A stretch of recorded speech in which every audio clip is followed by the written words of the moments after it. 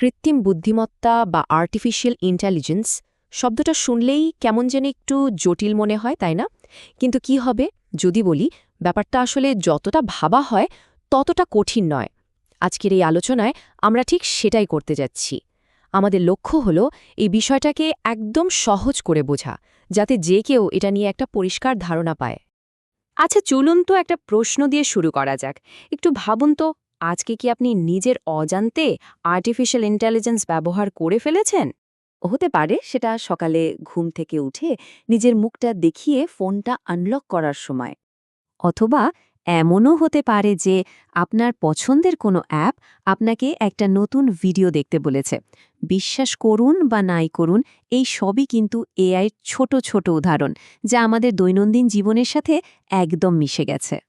চলুন এবার সরাসরি বিষয়ে আসা যাক আর এআইকে খুব সহজ ভাষায় বোঝার চেষ্টা করি। আর্টিফিশিয়াল ইন্টেলিজেন্স মানে হলো কম্পিউটারকে এমন সব কাজ করতে শেখানো যা করতে সাধারণত মানুষের বুদ্ধিমত্তার দরকার হয়। যেমন ধরুন, কোনো ছবি চেনা, মানুষের কথা বোঝা বা কোনো একটা সিদ্ধান্ত নেওয়া। এআইকে বোঝার সবচেয়ে সহজ উপায় হলো এটাকে একটা প্যাটার্ন মেশিন হিসেবে ভাবা। মানে এমন একটা যন্ত্র যা প্যাটার্ন খুঁজে বের করে। কারণ এটা শুধু মানুষের বলে দেওয়া নিয়ম মেনে চলে না, বরং নিজে থেকেই প্যাটার্ন খুঁজে বের করতে পারে।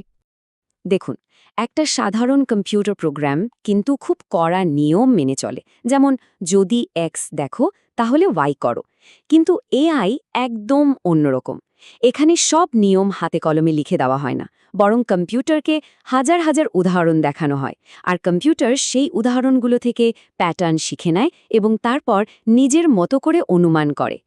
ডেটা থেকে শেখার এই পদ্ধতিটাকেই বলা হয় মেশিন লার্নিং। এআইটি কিভাবে শেখে সেটা বোঝার জন্য একটা শিশুর উদাহরণ কিন্তু দারুণ কাজে দেয়। চলুন দেখে নেওয়া যাক। ভাবুন তো, একটা ছোট শিশুকে অনেক রকমের ফল দেখানো হচ্ছে আর নাম বলে দেওয়া হচ্ছে। তাকে লাল অ্যাপেল, সবুজ অ্যাপেল, বড় অ্যাপেল, ছোট অ্যাপেল সব দেখানো হচ্ছে। কিছুদিন পর শিশুটি কিন্তু আপেলের একটা সাধারণ প্যাটার্ন বা বৈশিষ্ট্য চিনে যায়। তাকে কিন্তু কোনো কঠিন নিয়ম শেখানো হয়নি যে জিনিসটা গোল, লাল আর এই আকারের হলেই সেটা আপেল হবে।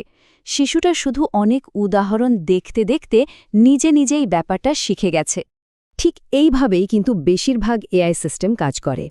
কম্পিউটারকে হাজার হাজার লেবেল দেওয়া ডেটা দেওয়া হয়, যেমন আপেল, কমলা বা কলার ছবি আর তাদের নাম। কম্পিউটার সেগুলো বিশ্লেষণ করে বিভিন্ন প্যাটার্ন শিখে নেয়।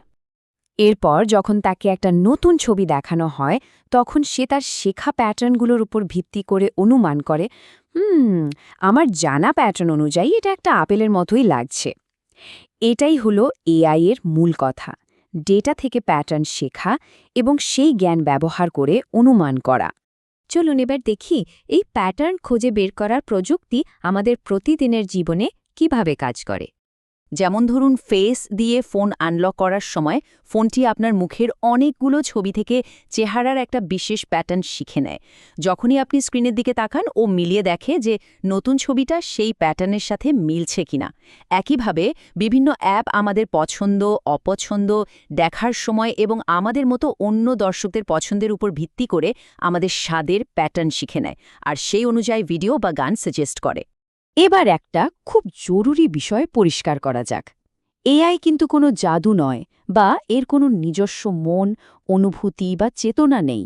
এই স্লাইডটা ব্যাপারটা খুব সুন্দরভাবে তুলে ধরেছে। দেখুন, একটা এআই সিস্টেমের কোনো আবেগ নেই, সচেতনতা নেই বা আমাদের মতো সাধারণ জ্ঞানও নেই। এটা ডেটা থেকে প্যাটার্ন চিনতে পারে, কিন্তু আমাদের মতো করে দুনিয়াটাকে সত্যি সত্যি বোঝে না। এটা মনে রাখা খুব জরুরি যে বেশিরভাগ এআই সিস্টেম শুধু একটা নির্দিষ্ট কাজেই পারদর্শী, যেমন মুখ চেনা বা ইমেল সাজানো, কিন্তু তারা সেই কাজের বাইরে কিছুই পারে না। আর সবচেয়ে বড় কথা, তারা ভুলও করতে পারে এবং মাঝে মাঝে খুব আত্মবিশ্বাসের সাথেই ভুল উত্তর দিয়ে দেয়। তাই এআইকে একটা শক্তিশালী টুল বা যন্ত্র হিসেবে দেখা উচিত, কোনো জ্ঞানী সত্তা হিসেবে নয়। চলুন পুরো আলোচনাটাকে এবার এমন একটা সহজ বাক্যে নিয়ে আসি যা চট করে মনে রাখা যায়।